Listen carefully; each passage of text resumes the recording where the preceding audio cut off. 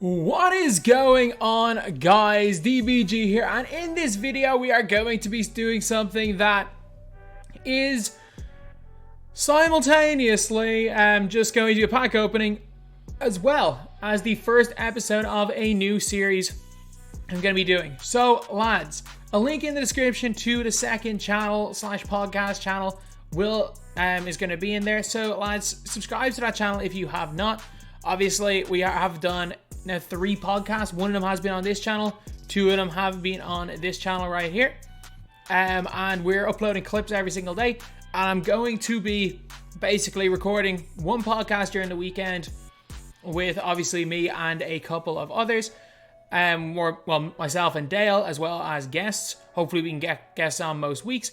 And in this video we are going to be not only doing just sub to this channel anyway, and we're going to be doing the first of this episode or this type of series as well. So while we are opening these packs, because you better believe this is going to take forever to open all of these packs, we're going to be doing the first episode of the series, which is called 2K Player Ramblings.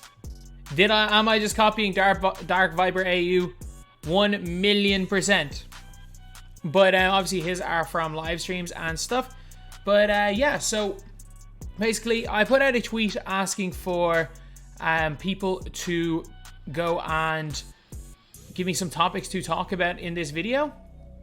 And these are basically 5 of them. So we're going to be discussing these topics and hopefully we can get some good packs. So if you guys are here for the pack openings and you just want to see all of the packs, see what I get, I have a whole bunch of these packs. We're opening badge packs at the start. I'm basically gonna be opening all the prize packs. I'll open the most high prize pack right now for you guys. Let's go to the very end and open the most high prize pack. We are gonna be quiet a while. We have so many of these. So the most hype of these prize packs is this one right here, out of position, because I know a lot of people got a lot of good cards out of this. So this is the prize pack for the locker code yesterday. Is that LaMelo Ball or is it an opal? That might be an opal. No, it's freaking James Harden. Ah, that's not what we wanted. That is not good at all. But anyway, the first topic for 2K Player Rambles is why Drake is greater than the Beatles. Why Drake is better. Like, better is subjective. But, like, if we're talking in terms of pure greatness, like, you cannot compare Drake and the freaking Beatles. Like, Ambish brought it up in the last podcast. And to be honest, I let Ambish talk because I find him extremely interesting. Extremely interesting to listen to speak. But, man, he's wrong with that one. He's so wrong with that one. So let's just put it into perspective. Like, the year is 2021. Yes, Drake has more #1 singles in the US than the Beatles. So if you're going to put it purely on accolades in one country, then yeah, you might have a point. But like, the Beatles are still massive. And they finished in they were in the 60s. They were in the 60s. Like, do you really think, in all honesty, do you really think people are still going to be listening to Drake in 50, 60 years time? Not only that, do you think that kids are going to know Drake? Yeah, obviously our generation in 50, 60 years, we're going to remember Drake from our when we grew up. We went to see Drake. We got blinders. But obviously we will, but do you really think our grandchildren are going to be out there singing Take Care and 0 to 100 and like being on... I can't even think of some Drake songs. Like, I love Drake. There's no... Like, I absolutely love Drake. Like, people took that as me saying that he's not the Beatles as some, like, slight on Drake, but like there's levels to it. Like, there are levels to it. Like, if you want to compare Drake, like Drake, Kanye, you want to compare them, that's fine. They're two of the best in their genre. And the fact is that like these guys transcended the world and like different more than anyone else. Like every kid in Ireland grew up, knows who Kanye is, knows who Drake is.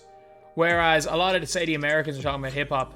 I obviously not ingrained whatsoever in that culture, but things like Tupac and Biggie, like they obviously were big, but they weren't. Maybe it's more social media. They weren't as internationally popular as say the likes of Kanye and Drake are. And then you see a lot of like the big American artists now, like the National Basketball Association, YoungBoy, a bunch of artists with Lil before their name. Like those guys aren't necessarily popular over here. Like very few have heard of those guys over this side of the pond. But at the end of the day, Drake and Kanye have kind of gone above that. But that still doesn't make them the Beatles. Like Michael Jackson, if you want to say Michael Jackson was greater than the Beatles, you have a point. I'm still going to give the edge to the Beatles, but maybe like there's definite bias from the continent I'm from, that I'm not that far away from England. Beatles will be maybe a little more relevant here, but that's 1,000,000% debatable. Like if you want to say MJ's the greatest, not only a basketball player, but as a musician, you know what? I can't really argue with you. But Drake, he's not at that level yet. If Drake, we won't know for 40 years even if Drake's going to be at that level, which is kind of the crazy thing, is that we're not going to know anytime soon. So, like most young people don't understand like the impact the Beatles had. Like their museum is the biggest tourist attraction in one of the bigger cities in England. Like everyone I know that's in Liverpool, the one thing they do, it's not a great shoe, is it? Like the one thing that everyone does is they go to the Beatles museum. They go and visit iconic places from the Beatles. Like from where the Beatles like start, the old place the Beatles used to play in Liverpool. Like they were, as they said themselves, they were bigger than Jesus at the time. Like, it's hard to comprehend in the pre-social media era that any group of people could be as popular as the Beatles were in their heyday, but like you just have to see the crowds that would be like when they used to get off the planes when they landed in America, there'd be tens of thousands of people waiting for them. Like you don't see that type of stuff nowadays. And like this is pre-social media era, so it was even harder. Like if you're making it, like to make it in America from Liverpool was even harder back then than it is now. Like, oh man, like Kyrie, that's not a bad heat check player. But no, I'm refusing to back down on that one. I am refusing to back down on that one. I will not ever concede. Within the next 50 years, I will not concede that Drake is a greater and has made a greater impact on music than the Beatles. Although, I would rather listen to Drake for like 3 hours than the Beatles. I'm not questioning that. I would rather listen, like, Kanye has 2 of my probably 5 favorite albums of all time. And I'm going to say this right now, 808 and Heartbreak is arguably my favorite album of all time. I know it's not seen as one of his best, but it's my favorite, and my opinion's my opinion. But I just don't think the impact that they've made is anywhere close to George, John, Ringo and Paul. I don't think, like, it's hard to be another Beatles, and I think there are too many big artists with social media. There are too many big artists now that I don't think any of them will have the impact. I don't think any artist anytime soon will have the same impact as the Beatles. Honestly, I don't think it'll happen.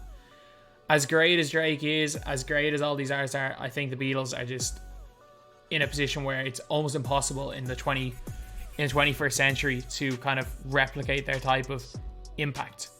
But yeah, so Now we have topic number 2. Skill gap. Lads, the skill gap, I'm telling you, they're the two most frustrating words to me. They are the two most frustrating words because the skill gap is used as an excuse for people as to why the game is bad. The game isn't bad because it doesn't have a skill gap. And like the park guys will be like, oh, the games used to have a skill gap. Like, it used to be difficult to dribble. It's like, dribbling shouldn't be the skill gap. Like just because you shouldn't be able to play the game brain dead. Like if you were able to momentum cross back in 2K17, you could play the game brain dead and still win 90% of your games. Like I think there's as much of a skill gap now as there ever was. The one time I will say that there was a skill gap, like different things are the skill gaps different years. Like right now I'm telling you, IQ is the biggest skill gap in 2K. IQ is the biggest skill gap. And knowing where to be, knowing about being in the right positions, knowing how to play lanes, what way players cut, knowing a whole bunch of different plays. You can see it from RCA. If you watch RCA the Great play, you can see how important IQ is because he's got like 4 or 5 different like styles of play. Like his whole thing is if you're playing the best of 3 series, after one game he'll be able to read you and he'll go out into game 2 with a completely different play style. Like that is a skill gap in itself. And like I hate it, and it's more so the park players than anyone else that refuse to admit that IQ is a skill gap. Like, and it's the ISO players that they gatekeep every other style of play. And that's one of the things I hate is they're like, if you're not ISOing, your game takes no skill. And it's like, no, everything takes skill. Like, if you're sitting there complaining about post scores scoring too easily on you, that's your fault for going out with a point guard. It's not that it's a low skill. It's not that it takes no skill to post hook. It's that you can't guard a post hook with your 6'5" play shot, and you're annoyed that your specific build isn't the best in the game, and your specific style is no longer, let's go, diamond contract. From a double take back, let's go. Like, these park guys are just annoyed that their style is no longer the best, and they're claiming everything else takes no skill, and because their style of play isn't the best way of playing the game anymore in the most effective way, they cry skill gap. They don't know what exactly a skill gap is. And again, shooting was the skill gap at the start of the game. Nobody could shoot. But the people like myself, MJ, Splash, we could shoot. And anyone who could shoot was winning every game by 50 points. Like, I wasn't losing. I was not losing back in the Stick God days. Like, if you knew what you were doing, you weren't losing a game. That was the highest. Like, if you were good, you were not losing back then. That was the highest skill gap. The game sucked. I loved it, by the way. I'm just going to say it. I loved it, but I'll admit it sucked. Like, not for 95% of players, it absolutely sucked. But I loved it because I was beating everyone by 50 because there was a skill gap. But the fact that there was the one time this year there's actually been a skill gap, 95% of people hated it, just sums up what people actually, like, people are actually thinking, did we really get that out of a quantum pack? Did we really get that out of a quantum? Oh, it's really not good, lads. That's really not good. But, like, nah, people just don't. I'm telling you. People cry skill gap. People just cry skill gap. And I think I'm going to wait for, like, the podcast where I'm going to discuss it with a few other people to go more in depth. But 95% of players don't want a skill gap. They just want... They want a game that they can enjoy and they can feel in control. And that's one of the big problems with, I think, next gen, is that a lot of the time on defense, you feel helpless. And for example, if you're a 6'2 guard and you're coming up against these pro-am post play or these post scorers who are post hooking you, you are going to feel helpless. It's your own fault you're feeling helpless. But that's why they don't enjoy it, is because people want to have fun and to feel like they are in some sort of control. People accept RNG to an extent, but they don't want to feel helpless, which is why on the way defense is on next gen, offensive players are too fast for your defense, so you actually can't really do much. It's almost impossible to play defense, so you feel helpless. And it's a reason why, again, people don't like next gen, is they feel helpless. It's nothing to do with the fact next gen has no skill gap, because it does have a skill gap. One, IQ is a huge skill gap. Like, if you put, like, I'm a 95% win-loss player, and if you put me up against put me against Splash or RCA, I get destroyed because they're more skilled and they have better IQ than me. There is 100%. But like, if there was no skill gap, as someone who wins 90% of my games, I should be able to beat a Splash on any given day, and I won't. And it's just not going to happen. So there is a skill gap. It's just at times you can feel a little bit helpless, and defense can be very, very hard. Like, defense is more about being able to make pinches, being able to make reads. That is what the skill gap is right now. Whereas previously, the skill gap was purely your dribbling. Or at the start of the game, it was purely your shooting. So, the game has a skill gap. The games always have a skill gap. I'm telling you, I am a culprit of this as well. Like, that you play against somebody, and they're quite close with... Like, whatever. Sometimes RNG will go against you and they'll hit all the whites. But there's games where sometimes you will feel like your opponent's not as good as you, and they're really, really close the whole game, and they end up beating you. In reality, he may not be quite as good, but he's probably on the same level. Like, if someone's beating you in a game, they're probably good players. Like, if you are a good player and someone's beating you, they're probably either good or at a similar level to you are, or you're not as good as you think you are. And I 100%, that happened to me. That's really kind of happened to me in 2K21. Like, I'm most of my games, I've gotten a lot better at the last 3 or 4 days when I was grinding for Millsap. I got way better as the Millsap grind went on. But I had some really, really tight games against guys. I'm like, these guys aren't good. And I was like, in reality, I'm not as good as I think I am. The game's terrible, but it's not because it doesn't have a skill gap. So that is my opinion on that one. So, next one, budget cards being so overpowered this year. I love it. I absolutely love it. And one thing I will say is that budget cards are really, really overpowered this year, purely because 2K are... Why did I discard Tony Kukoc? Please tell me I didn't discard Tony Kukoc.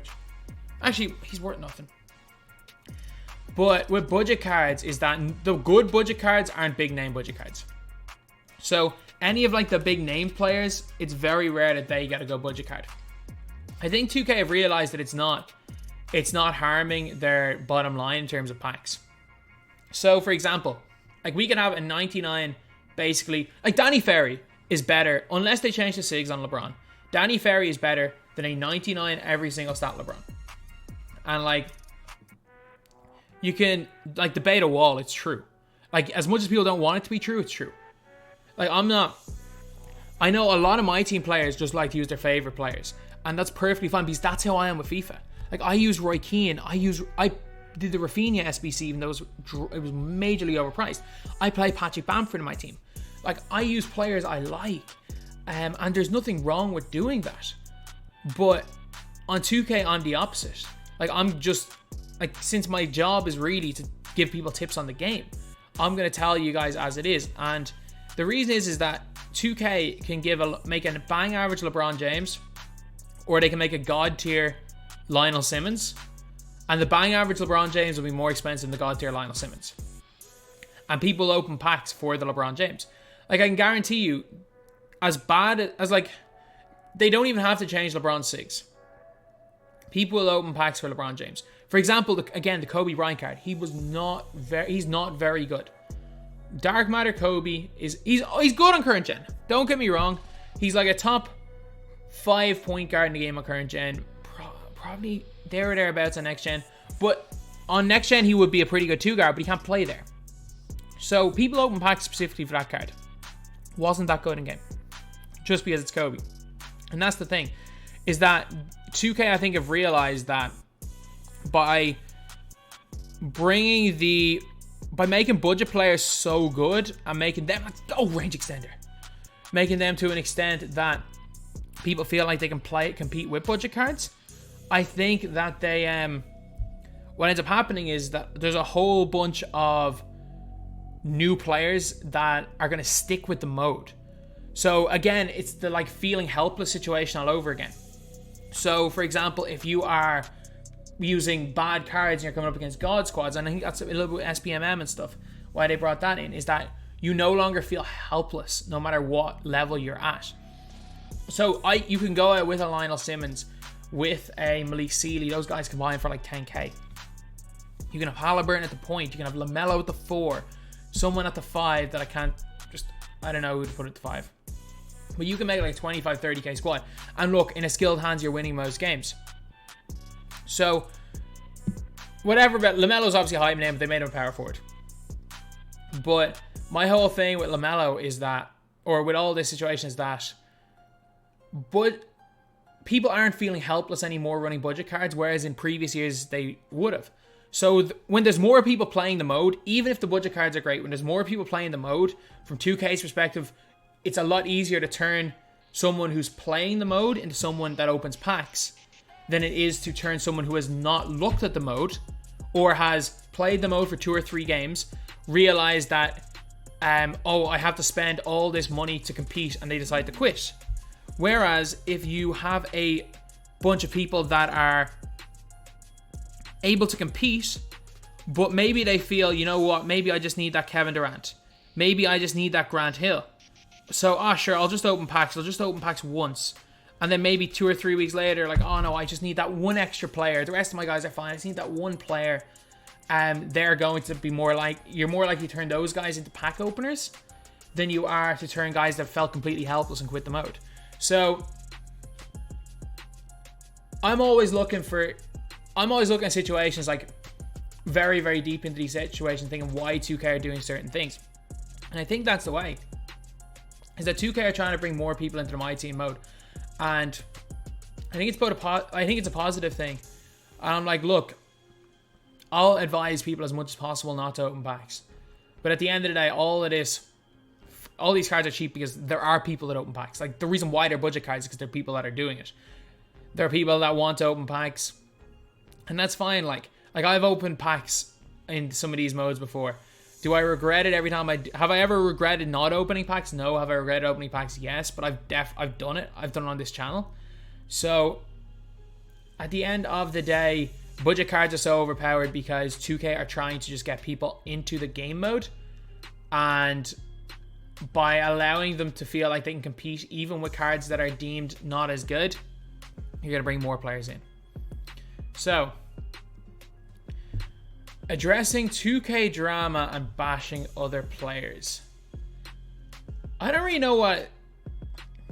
That's kind of an interesting one. So, I don't really get involved in any sort of the drama side of anything that's going on. Like, I've made it very much a thing that I will mute. I've muted everybody on Twitter, basically in the My Team community. I think there's about 6 people maybe that I haven't muted, because I just don't want to get involved in any of it. It's one of those things, like, the longer you're on like YouTube, the longer you're in this kind of community, and you realize every little bit of the drama is just petty. It's just petty, and it's not something, and it's not even like it's drama that you're like, it's petty that it can be solved in a conversation. It's pettiness that can be solved by ignoring it for 2 days. Like, if someone says something about me, one, I probably won't see it. But it's like, it's one of those situations where, so if someone says something about me and I ignore it for 2 days, it's past. Like, it's like, that is the extent of what 2K drama is. And whereas in the past, I would have very much been a lot more likely to kind of butt in situations, even if it doesn't involve myself. Whereas I think it's just getting older and realizing that none of it really matters and it's all just petty. That you're kind of like, that none of that really bothers. I'm not really bothered with any of that anymore. So yeah, that's just kind of my opinion on 2K drama, and I assume he means like 2K community drama. Like, there's so much, like, heck, if you ask anyone about me from 2017 to probably 2019, I was pretty bad. Like, but like, I'll always say it, that the 2K community brings out the worst in everybody in it, and like, having been in it for as long as I have. And you can kind of see it happens with the likes of, it obviously happened in previous years, like to Shake, those guys kind of just not really interacting really with anyone in the community, and you're like, in the position I'm in, like I can kind of see why they do that now, because it's more drama than it's worth. Again, it brings out the worst in everyone in it, myself included. So I try to very, very much stay away from all of that, if at all possible, to be completely honest. So, last topic. Why no money spent is better than money spent. Okay, I am very, very passionate about this. And this is not only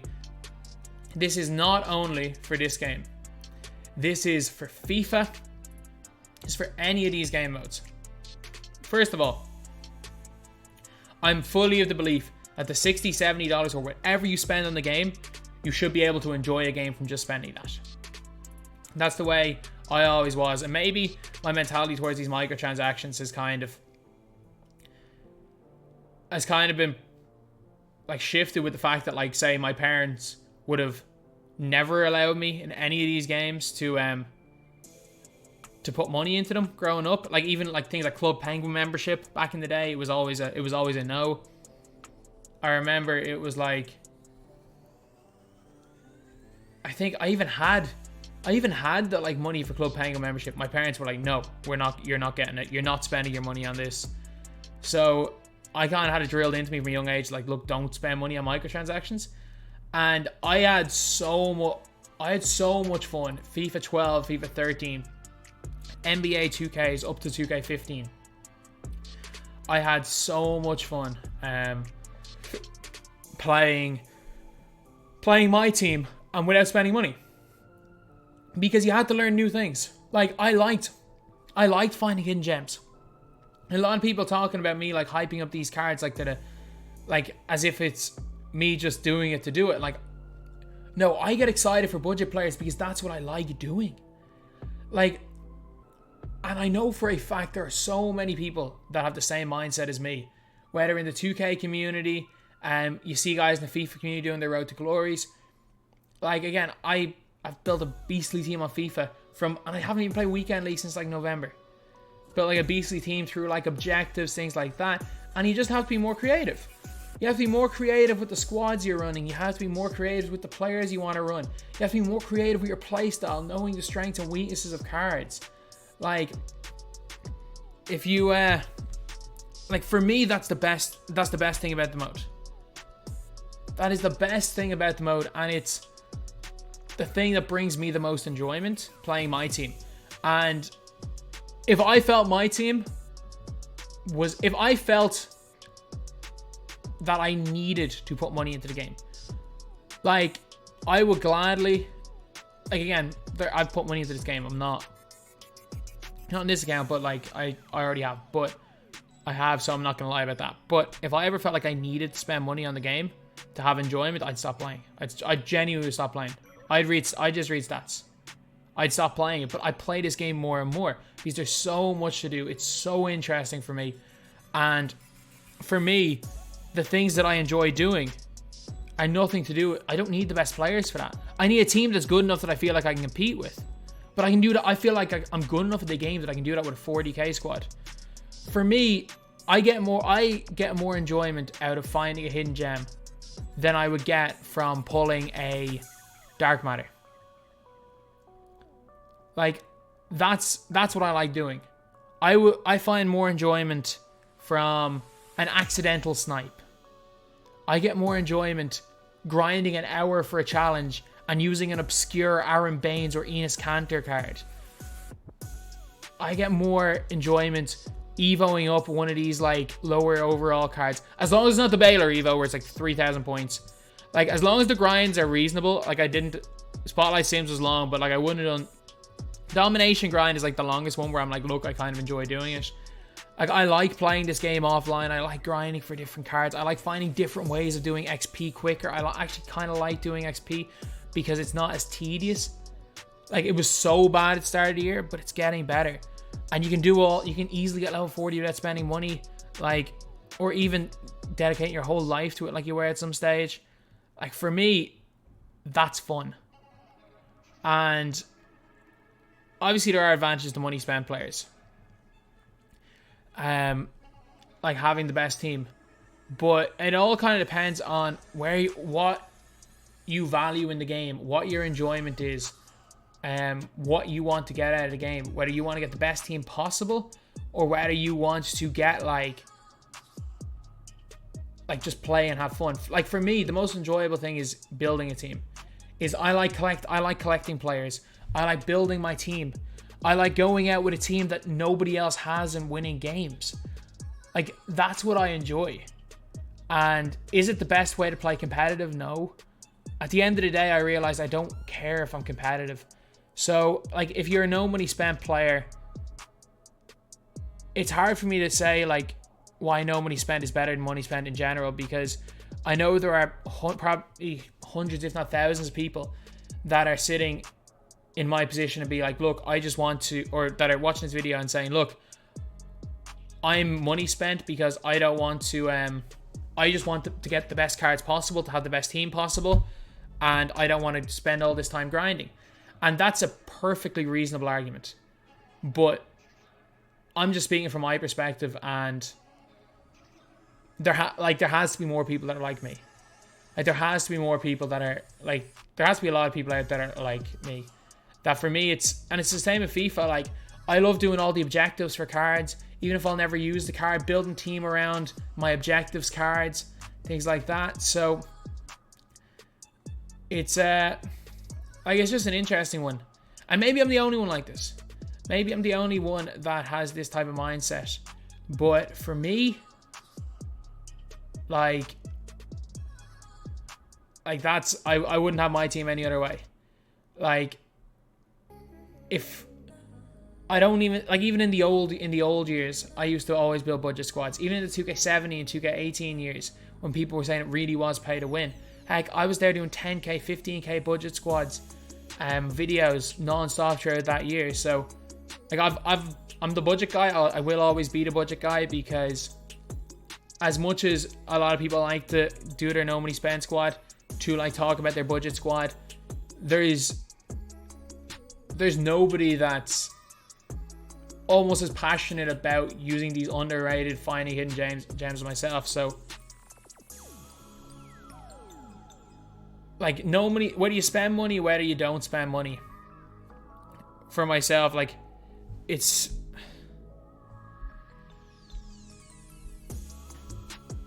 just interesting. It's just an interesting one for me, because while I'm not technically no money spent this year, I could easily have been no money spent. I have a million empty just sitting there just for nothing on my main account. For me, using these budget cards and finding hidden gems is just the best way to go about things. It is the best way to go about things. And we're basically, I'm going to end it there. I'm going to end it there because we have absolutely nothing left to open, and I'm finished on that last topic. So we got a diamond contract. That's actually not a half bad pack, but like bronze dimer or bronze. Speak, Mick. Bronze blinders. Let's go, lads. Let's go. So anyway, yeah, that is the video. That is both me opening. What I opened, like 75. Let's just say 75. Let's just say 75 packs that I opened. And as well as being the first episode of the 2K Player Rambles show that's going to be on the second channel. So anyway, that's the video. Thank you guys for watching. Please like, comment, and subscribe.